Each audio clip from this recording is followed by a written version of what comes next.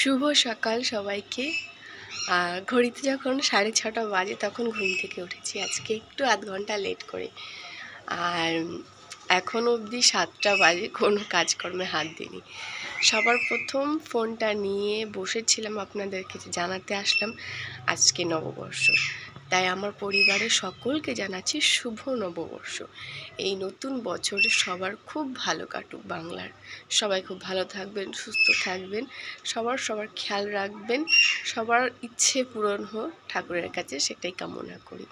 আজকে খুব আনন্দের দিন আমাদের বাঙালিদের, আর বাঙালিদের সবারই, যেহেতু এটা নববর্ষ নতুন জামা কাপড়, খাওয়া দাওয়া, বাঙালি মানেই তো মাছ মাংস খাওয়া দাওয়া, আজকে তো হবেই, সবার ঘরেই, আমাদের ঘরেও হবে।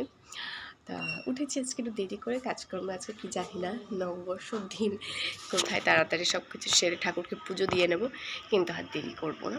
আপনাদের সাথে গল্পটা সেরেই সঙ্গে সঙ্গে কাজটা শুরু করে সকাল সকাল ঠাকুরকে পুজো দেবো। আজকে পরিবারের সকলের জন্য মঙ্গল কামনা করব, রোজই করি, আজকে নববর্ষের দিন আর একটু বেশি আর কি।